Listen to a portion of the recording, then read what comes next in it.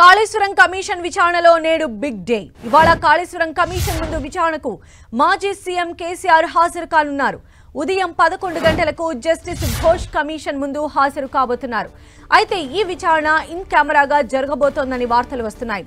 ఇంతకీ మాజీ సీఎంను కాళేశ్వరం కమిషన్ ఏం ప్రశ్నలు అడగబోతోంది? కాళేశ్వరం ప్రాజెక్టుకు సంబంధించి జస్టిస్ పీసీ ఘోష్ ఎలాంటి అంశాలను లేవనెత్తబోతున్నారు? కమిషన్ అడిగే ప్రశ్నలకు గులాబీ బాస్ ఎలాంటి సమాధానాలు చెప్పబోతున్నారు? కాళేశ్వరం కమిషన్ కు ఉన్న అనుమానాలేంటి? కేసీఆర్ ను ఏ ప్రశ్నలు అడగబోతున్నారు? ఇప్పుడివే అందరిలో ఆసక్తిని పెంచుతున్న అంశాలు.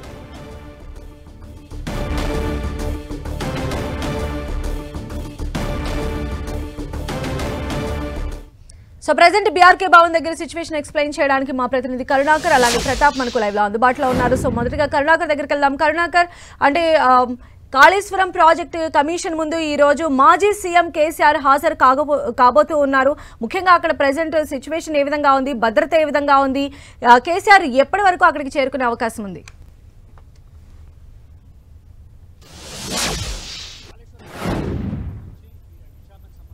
తుది అంకానికి చేరుకుందని చెప్పవచ్చు. మరి కాసేపట్లో మాజీ ముఖ్యమంత్రి బీఆర్ఎస్ అధినేత కేసీఆర్ కాళేశ్వరం కమిషన్ ముందు విచారణకు హాజరు కాబోతున్నారు. ఈ నేపథ్యంలో మనం చూస్తున్నాం, బీఆర్కే భవన్ వద్ద భారీ భద్రతను ఏర్పాటు చేశారు పోలీసులు. కట్టుదిట్టమైన భద్రతను ఏర్పాటు చేశారు.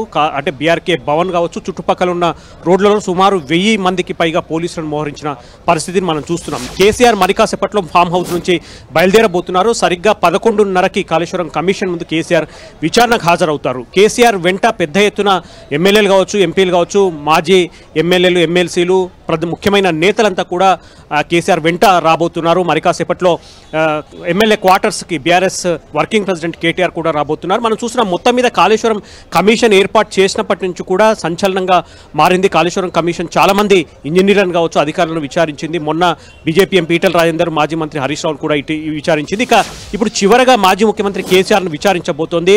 కేసీఆర్ని ఎటువంటి ప్రశ్నలు కమిషన్ అడగబోతోంది అన్న దానిపై సర్వత్రా ఉత్కంఠ నెలకొంది. ఎందుకంటే కాళేశ్వరం కమిషన్కు సంబంధించి ఇప్పటికీ 100 మందికి పైగా అధికారులను, ఇంజనీర్లను విచారించిన కమిషన్ ఇప్పుడు కేసీఆర్ని ఎటువంటి ప్రశ్నలు సంధించబోతోంది, కేసీఆర్ వాటికి ఏ విధంగా సమాధానాలు చెప్పబోతున్నారు అన్నదే కొంత ఉత్కంఠ రేపుతున్న పరిస్థితిని మనం చూస్తున్నాం.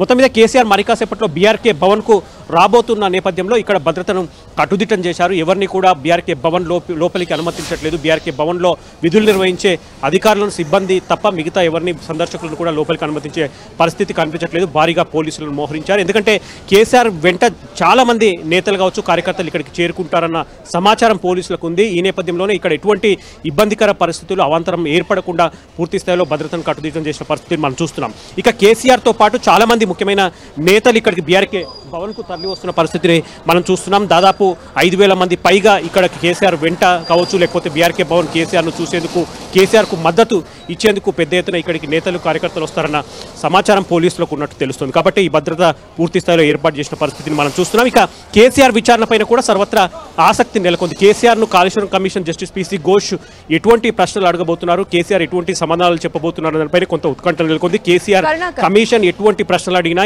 ఏ అంశాలను లేవనెత్తినా ధీటుగా సమాధానం చెప్పేందుకు ఇప్పటికే రెడీ అయిన పరిస్థితిని మనం చూస్తున్నాం. సంధ్య, రైట్. కరుణాకర్, మరోవైపు ప్రతాప్ దగ్గరికి వెళ్దాం. ప్రతాప్, మనం చూస్తున్నాం, అంటే మాజీ సీఎం స్థాయిలో ఉన్నటువంటి వ్యక్తి ఇలాంటి ఇష్యూస్ కి సంబంధించి విచారణకు రావడం ఇదే ఫస్ట్ టైం గా మనం భావించవచ్చు. పైగా ఇన్ కెమెరాలో ఈ రోజు విచారణ జరుగుతుంది కాబట్టి ఎంతసేపు విచారించేటువంటి ఆస్కారం ఉండొచ్చు? ఎస్ సంధ్య, ఈరోజు మాజీ సీఎం కేసీఆర్ కాళేశ్వరం కమిషన్ విచారణ ముందుకు రాబోతున్నారు. ఉదయం 11:30 గంటలకు ఇక్కడికి చేరుకుంటారు. 11:30 గంటలకు ఇక్కడికి చేరుకున్న తర్వాత కమిషన్ చైర్మన్ ఎవరైతే ఉన్నారో జస్టిస్ పీసీ చంద్రఘోష్, ఆయన ఆధ్వర్యంలో ఒక విచారణ ప్రారంభమవుతుంది. కదా ఇప్పటికే మొత్తం పెద్ద ఎత్తున ఇప్పటికే దాదాపు 114 మందిని విచారణ చేసిన, సాక్షులుగా విచారణ చేసిన కమిషన్ ఈరోజు కేసీఆర్ను 115వ వ్యక్తిగా ఆయన విచారణ చేయబోతుంది. కేసీఆర్ నుంచి కూడా వాళ్ళు ప్రశ్నలు సంధించి సమాధానాలు రాబట్టాలని చెప్పి చూస్తుంది. ఎందుకంటే ఇప్పటివరకు చూసినట్లయితే అధికారులు కానీ, ఐఏఎస్లు, అదేవిధంగా కొంతమంది నేతల నుంచి కూడా ఇప్పటికే దానికి సంబంధించిన సమాచారం సేకరించడం జరిగింది. ఇది ముఖ్యంగా కాళేశ్వరం ప్రాజెక్టుకు సంబంధించి నిర్మాణ సంస్థలకు కానీ వాటిని అన్నిటి కూడా విచారణ చేసిన తర్వాత మొత్తంగా ఫైనల్ గా దీనికి సంబంధించి కంక్లూజన్ చేయాలని చెప్పేసి భావిస్తుంది.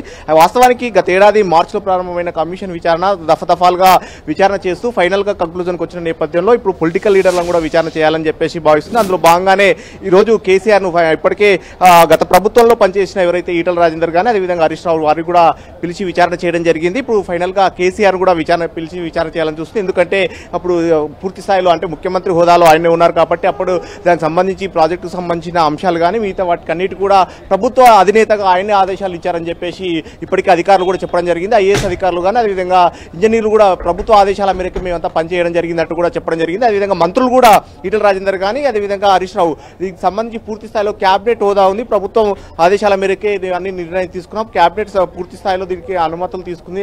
క్యాబినెట్ అప్రూవల్ చేసిన నేపథ్యంలో ఇవన్నీ కూడా జరిగాయంటూ కూడా చెప్పడం జరిగింది. అయితే ఈటెల రాజేందర్ దీనికి సంబంధించి ఫైనాన్స్ సంబంధించి కాళేశ్వరం కార్పొరేషన్ ద్వారా రుణాలు తీసుకున్నాం. అప్పుడు ప్రభుత్వానికి దానికి సంబంధించి బడ్జెట్ కేటాయింపులు అంటే కొత్తగా రాష్ట్రం ఏర్పడిన నేపథ్యంలో నిధుల కొరత ఉన్న నేపథ్యంలో కార్పొరేషన్ ఏర్పాటు చేసిన కార్పొరేషన్ అంతా కూడా ఇరిగేషన్ పరిధిలో పనిచేసింది అంటూ కూడా ఈటెల రాజేందర్ చెప్పడం జరిగింది. అదేవిధంగా హరీష్ రావు కూడా దీనికి అటెండ్ అయినప్పుడు దాదాపు 40 నిమిషాల పాటు కమిషన్ విచారణ చేయడం జరిగింది. కమిషన్ విచారణ సందర్భంగా కూడా మొత్తం దీనికి సంబంధించి ప్రాజెక్ట్ సంబంధించి కూడా ఎందుకు ఆ స్థలం మార్పు కానీ వీటి అంశాలకు సంబంధించి కమిషన్ విచారణ చేయడం జరిగింది. కమిషన్ అయితే ప్రధానంగా ఒకే ఒక ఫోకస్ మీద ఎక్కువ పెట్టినట్లుగా కూడా మనం చూడవచ్చు. ఎందుకంటే ఇప్పటి వరకు జరిగిన విచారణ ప్రాసెస్ అంతా చూసినట్లయితే ప్రధానంగా మేడిగడ్డ దగ్గరికి అంటే కాళేశ్వరం ప్రాజెక్టును తుమ్మిడిహెట్టి నుంచి మేడిగడ్డ దగ్గరికి ఎందుకు మార్చాల్సి వచ్చింది ఈ అంశానికి అయినా దీంతో పాటు మిగతా అంశాలకు సంబంధించి ఫైనాన్స్ సంబంధించిన కానీ అదేవిధంగా అక్కడ డిజైన్కు సంబంధించి కానీ అదేవిధంగా నిర్మాణానికి సంబంధించిన అంశాల మీదే ప్రధానంగా ఫోకస్ పెట్టడం జరిగింది. ఎందుకంటే మేడిగడ్డ అన్నారం ఈ రెండు బ్యారేజ్లు పెద్ద ఎత్తున డ్యామేజ్కు గురయ్యాయని కూడా భావిస్తుంది కాబట్టి దీనికి సంబంధించి ప్రభుత్వం అందులో భాగంగానే విచారణ కమిషన్కు ఏర్పాటు చేయడం జరిగింది. కమిషన్ కూడా ఇప్పటికీ అక్కడ ఫీల్డ్లో విజిట్ చేయడం కానీ అధికారుల నుంచి సేకరించిన సమాచారం ఆధారంగా ప్రశ్నలు సంధిస్తున్నారు. అయితే ప్రధానంగా ఇప్పుడు కేసీఆర్ ఈ రోజు కూడా ఇదే అంశాల మీదే డిపెండ్ అయ్యి ఎక్కువ క్వశ్చన్లు వేసే అవకాశం ఉంటుంది. ఎందుకంటే తుమ్మిడిహెట్టి నుంచి మేడిగడ్డ వరకు ఎందుకు మార్చాల్సి వచ్చింది, ఆ మేడిగడ్డ నుంచి మార్చిన తర్వాత దానికి సంబంధించిన డిజైన్స్ నిర్మాణం డిపిఆర్లో ఆమోదం పొందినాం కానీ అదేవిధంగా నిర్మాణం సందర్భంగా తీసుకున్న చర్యలకు సంబంధించి కానీ నిర్మాణ పూర్తి స్థాయిలో నిర్మాణం కాకముందుకే యూటిలైజేషన్ సర్టిఫికేట్ ఎందుకు ఇచ్చారు ఇట్లాంటి వాటిపైనే ప్రధానంగా ఫోకస్ చేసే అవకాశం ఉంటుంది. ఫైనాన్స్ సంబంధించిన అంశాలను కూడా అంటే దాని ఆధారంగా కూడా క్వశ్చన్స్ చేసే అవకాశం ఉంటుంది. ఎందుకంటే ఇప్పటివరకు అధికారులు కానీ ఐఏఎస్లు కానీ మిగతా ఎవరు కూడా మొత్తం ప్రభుత్వ అధినేత మీదనే చెప్పడం జరిగింది. అయితే గతంలో కేసీఆర్ సీఎంగా ఉండడమే కాకుండా సెకండ్ టర్మ్ ప్రభుత్వం అధికారంలోకి వచ్చిన తర్వాత ఇరిగేషన్ శాఖను కూడా పూర్తి స్థాయిలో సీఎంఏ నిర్వహించారు. కాబట్టి దీనికి సంబంధించి కాళేశ్వరం ప్రాజెక్టుకు సంబంధించి యూటిలైజేషన్ సర్టిఫికేట్ అనేది సెకండ్ టర్మ్ గవర్నమెంట్ వచ్చిన తర్వాతనే ఇదంతా జరిగింది. కాబట్టి 2019లో లాంచింగ్ తర్వాత జరిగిన పరిణామాలు కానీ అదేవిధంగా ప్రాజెక్టు ముఖ్యంగా ఫైనల్గా చూసినట్లయితే కనుక ప్రాజెక్టు ఏదైతే 2023లో కుంగిందో ఆ కుంగిన తర్వాత దాన్ని రహస్యంగా ఉంచడం కానీ దానికి కంటే ముందు మెయింటెనెన్స్ సంబంధించి కూడా 2019 స్టార్ట్ అయిన తర్వాత దానికి సంబంధించిన మెయింటెనెన్స్ కూడా ఎవ్రీ ఇయర్ చేయలేదు. దీనికి సంబంధించి ప్రభుత్వ ఆదేశాలు లేవని కూడా అధికారులు చెప్పారు. కాబట్టి ఈ దృష్టిలో కూడా కేసీఆర్ ప్రశ్నలు సంధించే అవకాశం ఉంటుంది సద్య. రైట్ ప్రతాప్.